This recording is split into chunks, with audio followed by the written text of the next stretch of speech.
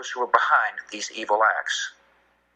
I've directed the full resources of our intelligence and law enforcement communities to find those responsible and to bring them to justice.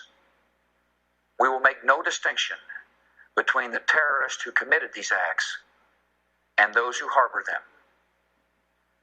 I appreciate so very much the members of Congress who have joined me in strongly condemning these attacks. And on behalf of the American people, I thank the many world leaders who have called to offer their condolences and assistance. America and our friends and allies join with all those who want peace and security in the world. And we stand together to win the war against terrorism. That was George Bush following the attacks on 9/11, and clearly he's suggesting that this is outside of his reach. So it's 9:33 here in Northern California. John Sakowicz and I are here with Heroes and Patriots. We're ready to move on to our second guest. You know, I get the chills when I hear George Bush speak because, again, the case for war was made 20 years ago. Right. And what do we have? We have 20 years later, the disastrous wars in Iraq and Afghanistan. It all ties together. 9/11, the Twin Towers coming down, the anthrax letter attacks, the U.S. Patriot Act, the Homeland Security attack, the joint powers resolution here, that the president can basically declare war without congressional approval anywhere in the world. Right. If he thinks that they're harboring terrorists, which is a flimsy case at best. And here we are. And John, we're going to talk about what the costs of those wars are with our next guest. Dr. Catherine Lutz is co-director of the Costs of War Project and Thomas J. Watson Jr. Family Professor of Anthropology and International Studies Emerita at the Watson Institute for International Public Affairs at Brown University. She is the author of Homefront, A Military City and the American 20th Century, A History of Fort Bragg and Fayetteville, North Carolina. And she has also authored War and Health, The Medical Consequences of War in Iraq and Afghanistan. She has consulted with the United Nations Department of Peacekeeping Operations on sexual exploitation and abuse among peacekeepers, and with the government of Guam on the U.S. military's contamination of the island. Today, we will discuss her findings in the Cost of War Project at Brown University's Watson Institute for International and Public Affairs. Welcome to the program, Professor Lutz. Thanks for having me. Earlier this week, the last of the evacuations took place out of Afghanistan. Well, it's been a period of deep sadness and some anger about these 20 years of war, right? Relief that it's coming to the U.S. participation on the ground there is coming to an end. And, sadness about all of the loss of life and the expense that was incurred in this long debacle. Some anger at the fact that there really has not been somebody at the helm, and it should be Congress at the helm, but pulling us back from this long misadventure. Right. Yesterday you had a Zoom meeting that I was able to listen in on about the costs of war since 9/11.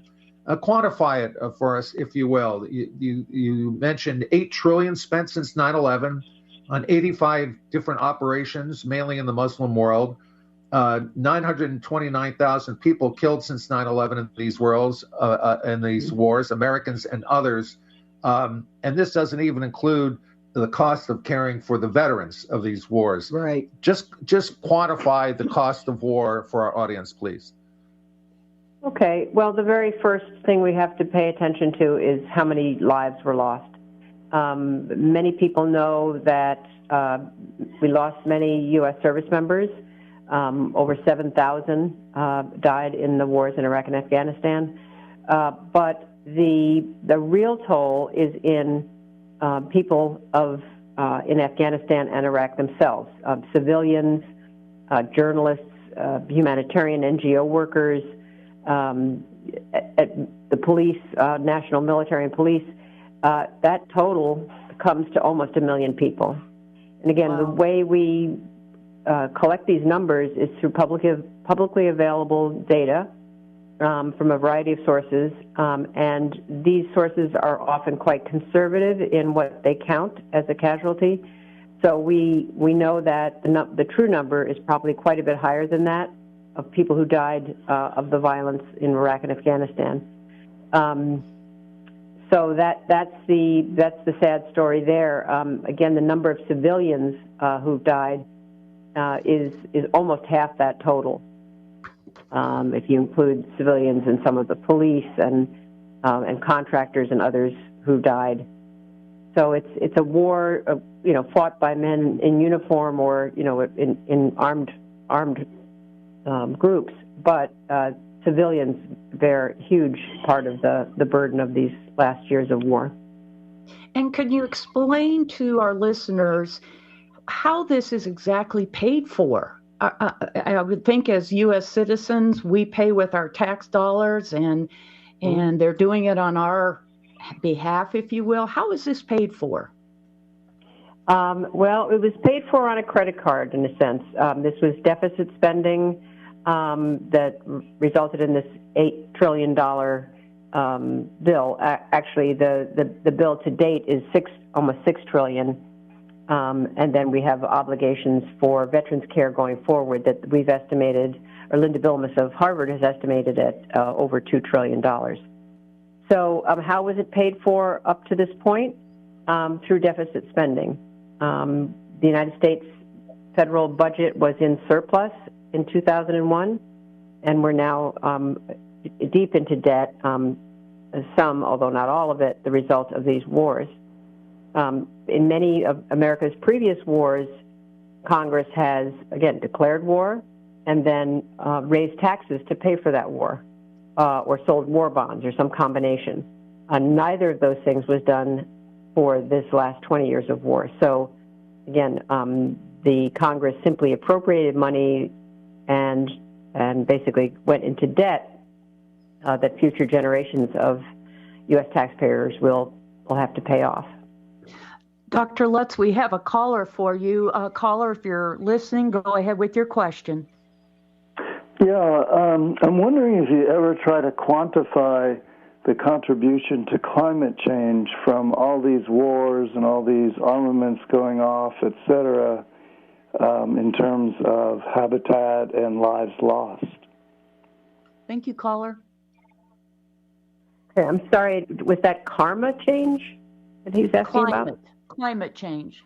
Oh, climate change. Wow. Okay.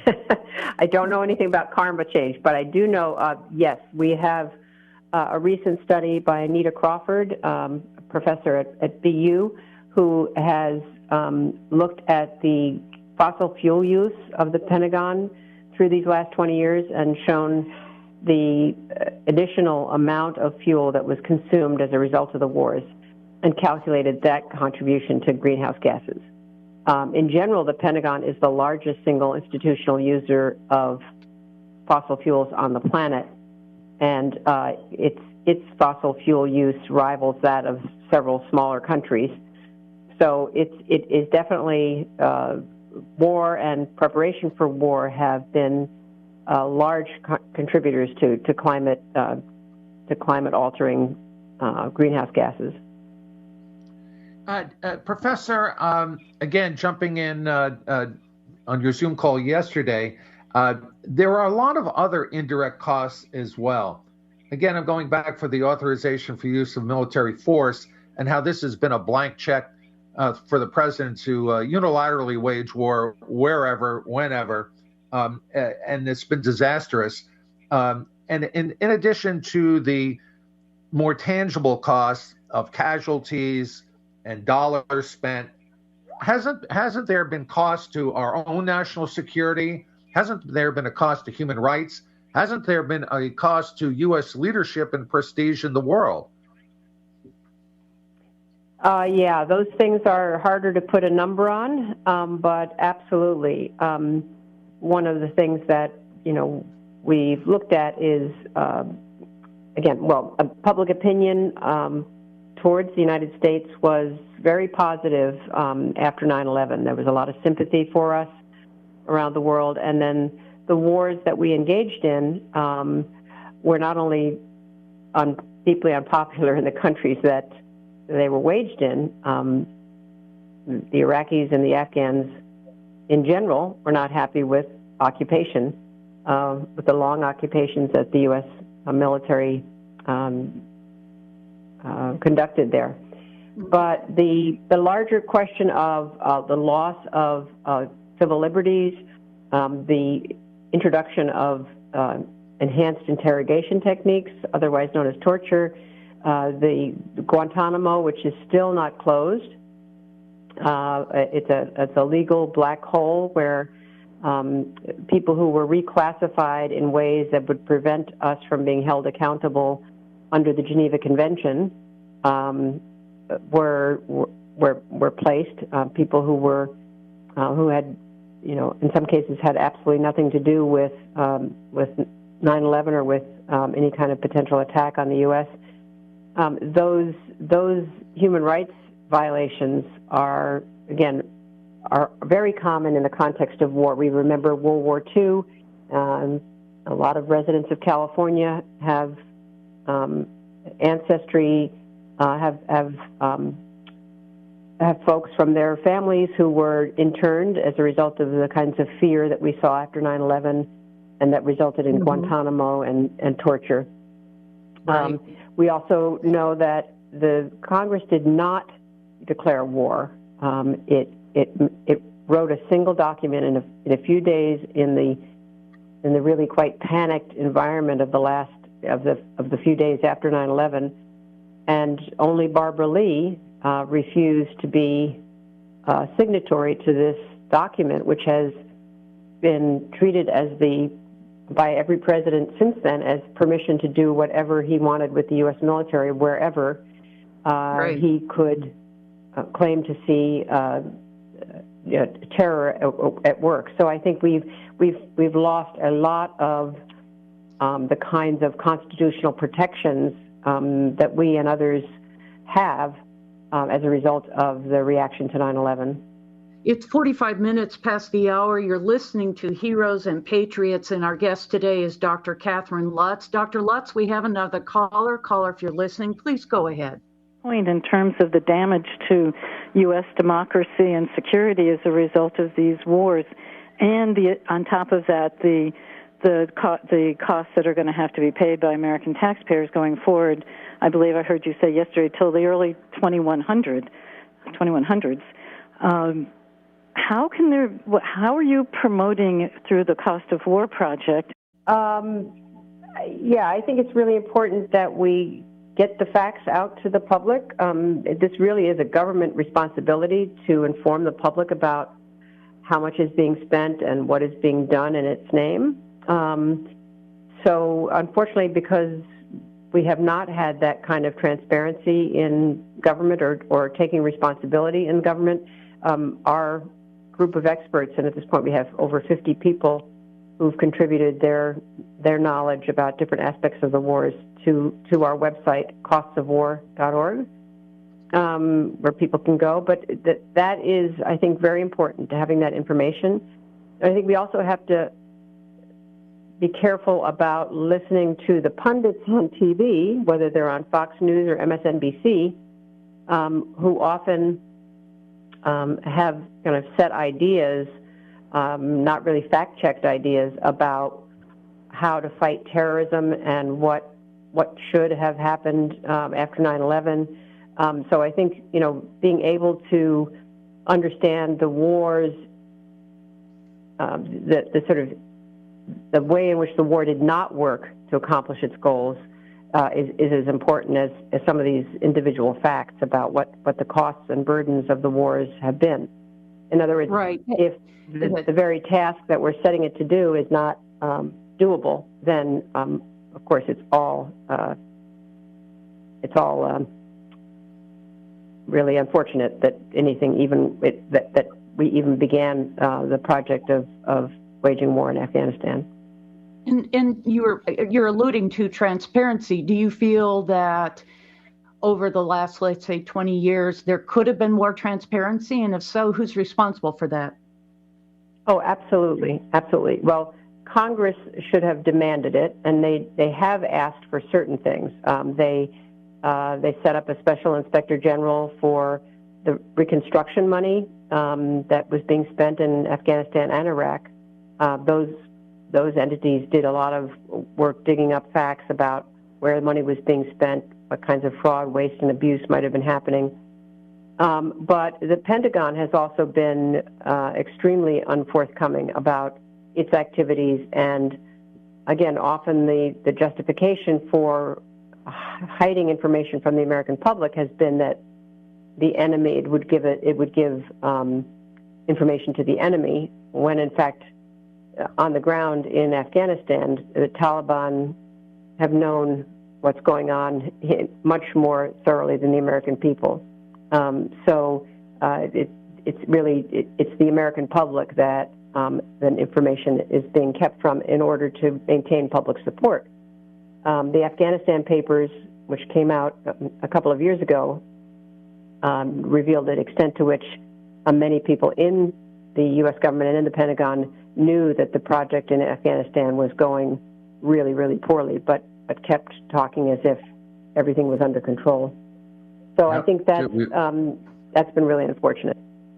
Yeah, we just flat out lied to. And I think we're being lied to, again, about some of the, again, going back to some of the things that are tougher to quantify in terms of national security. We've created a whole new generation of jihadists in Iraq, in Afghanistan, and Pakistan, and Iran. That's been one of the hidden costs of this war, is it not?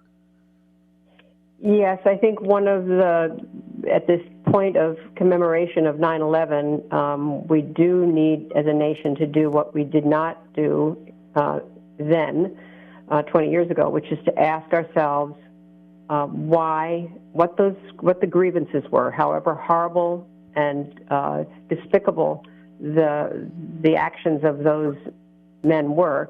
If you don't understand your opponent's grievances or intentions or the source of their anger, you're going to not know how to fight it, right? And so the very clear grievance of Osama bin Laden and the others who attacked 9/11 was U.S. interventionism. U.S. military in Iraq and Saudi Arabia through the 90s. This is just an example of the kinds of things that have been really accelerated in the last 20 years, which with the U.S. involvement in many more countries, the Philippines, Somalia, throughout Northern Africa. The U.S. is now intervening in various ways, small and large, in over 80 countries. And that, we know from careful study, has produced more angry people who want the U.S. out of their countries or uninvolved in their affairs. So I think we have to ask, does the United States need to be the dominant military power in the world? Is it counterproductive to have that as our primary national project, to have the largest military in the world, to spend more than half of our discretionary federal budget every year on the military, whether we're at war or not? That's what has to be questioned now, whether we're creating the problems for ourselves by being so unrestrained in our military activities and policies. Last week, I wrote to the Commandant of the Marine Corps and his Command Master Sergeant a letter which I understand was then forwarded to the White House. And in it, I encapsulated some of my thoughts from the National War College. People don't know this, but some of our country's secret peace activists are actually in the military because they've seen the high cost of war. They've written letters home to the mothers, to the Gold Star mothers, and to the wives, and they've carried dead and dying brothers off the battlefield. They know the cost of war, and they fight for peace.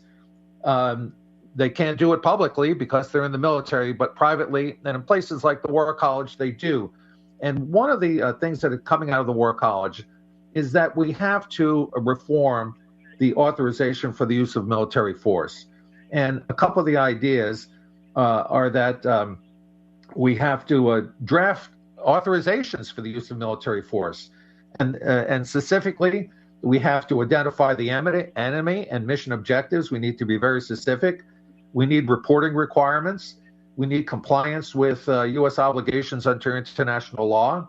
We need supersession and sole source authority provisions embedded in these authorizations, and we need a sunset clause.